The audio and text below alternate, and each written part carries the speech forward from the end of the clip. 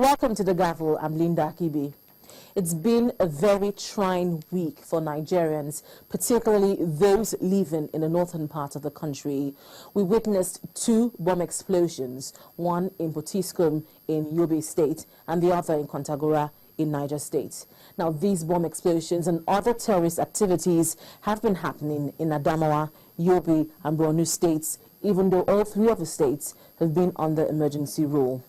Now, the emergency rule will expire in a few weeks' time, and it is not clear at the moment if President Goodluck Jonathan would ask the National Assembly to approve a further extension of the emergency rule or not. Now, if President Jonathan asks for an extension, it's not clear if the House of Representatives will reconvene before December to approve the extension of the emergency rule. Well, in the meantime, Senate President David Mark has asked the federal government to declare total war on Boko Haram. Watch. Gloom, misery and palpable fear looms over Potiskum days after dozens of children were killed. The children were killed in a bomb blast at the Government Technical Science College in Potiskum, Yobe State. No one has claimed responsibility for the blast. Some of the children have already been buried, leaving loved ones trying to understand why their children became victims of a senseless killing. And just as Nigerians were still reeling from the shock of the Potiskum school blast, a suicide bomber blew herself up at the Federal College of Education, Kontagora, Niger State. The government has offered no answers on why these killings continue, but Senate President David Mark said the government needs to declare total war on Boko Haram. Over the last 3 days, we have had very bad reports of what Boko Haram did at the Government Science Secondary School in Potiskum. That really is the height of it. For them to go and kill innocent children, school children. They abducted some children from Chibok, but now they've gone and killed innocent school children. There is really no words to describe that inhuman act. We have appealed here several times to Boko Haram to down their tools and negotiate, but it would appear that the appeal is falling on deaf ears. There is so much that is going on in the Northeast, but I think this really is the height of it. Clearly, Boko Haram has declared war on this country, and we must fight this war with all the resources at our disposal. There is no half measure in it. It's not a matter of state of emergency anymore. It is a total war, and we must bring all our war resources to bear on Boko Haram and bring this to a logical conclusion as quickly as possible. We cannot allow this to go on any longer. We want to appeal once more to the insurgents and the terrorists to come to a negotiating table, but in the meantime, government must mobilize all the resources and bring all our armed forces to bring their full weight on Boko Haram. We sympathize with the people and government of Yobe State, and we sympathize with all the school children in this country, indeed with Nigerians. Federal lawmakers also reacted to the killings. I would not say that the government, our government at all levels have been silent. No.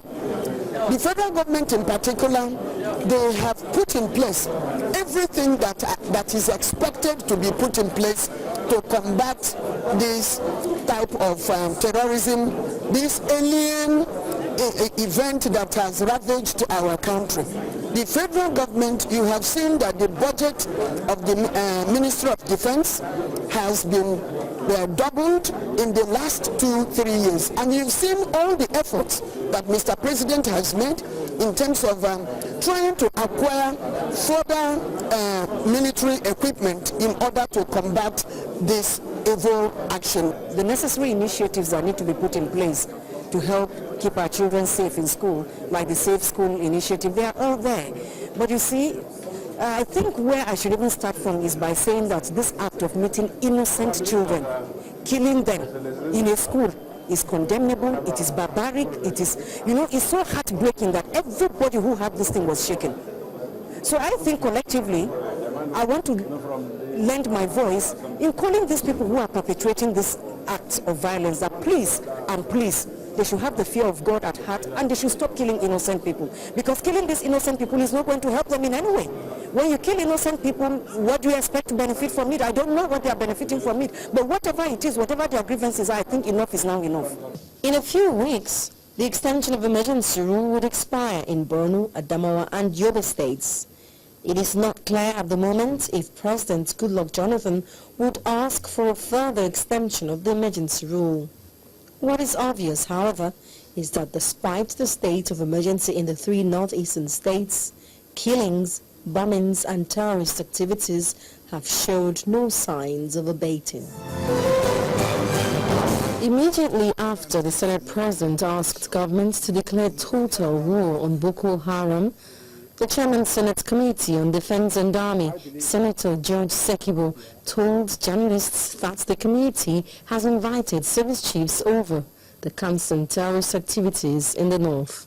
The committee has summoned the Chief of Defense Staff and also the Chief of Army Staff tomorrow to appear before us by 1 o'clock.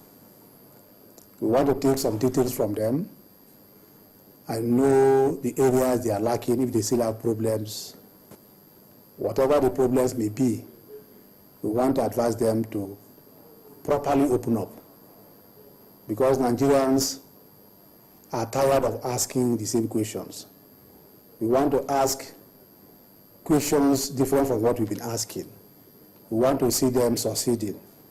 I believe that the way I have been asked questions, inundated with several questions from the public, if we even ask Nigerians to contribute money to fight this battle, Nigerians will be willing to do. But how do they contribute when the little we have brought out is not giving us any good result? I believe every person is worried, especially with the last bombing of the school in Yobe State. It is difficult to express the burdens on our heart, especially when we are giving such a responsibility as a committee to oversee the military. Senator Sekibo also laid out more questions which the committee will be asking the service chiefs. One of the issues we want to have tomorrow in the meeting is to have an inventory, actually, of what they have on ground. Because we want to be sure that we have competent equipment and then the manpower to handle them. Tomorrow we want to be sure of all that one. Now, if you may have the equipment, and if the manpower is not there, the equipment cannot move out to go and fight the battle on their own. We also want to know, how did these insurgents get the equipment? Is it the one to take from our fighting forces? Or are they bringing them from where? These equipment are not small rifles that they can say can fold it, dismantle it and put in a bag and then pass through the border. If you are carrying such artillery or such APCs going through a border, or did they bring aircraft and drop them from the sky? These are major questions we need to ask. And these are questions Nigerians are also asking. So tomorrow, I believe we'll be able to get all these details. And then we may have a better way of addressing the issues. He further said the Senate is worried that the insurgents are targeting schools in the north. But what you may suggest is to put armed men, soldiers, in all the schools in the northeast. Is it feasible? Do we have that number of military men that can man all the schools? For instance, if you keep 10 soldiers with 10 rifles in a particular school, and these soldiers came in their hundreds just for that school on that particular day, if they are 100 with other similar rifles, can the 10 fight against the 100? So these are basic questions. It's not as simple as we think. They are complex and difficult situations. There is no way federal government can keep soldiers in all the schools of the country, or even in the northeast. First, you have to know how many schools they have there. Then you have to say how many soldiers will be enough to keep in one particular school. And of course, not 10, not 20. But you would like to keep such a number of persons.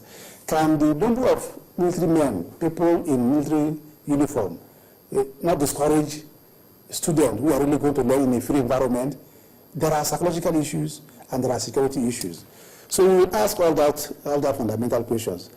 The important thing is that arrange a way, devise a method, devise a technique to overcome the insurgents. When you overcome them, the schools will be safe, environment will be safe, our market will be safe, our homes will be safe.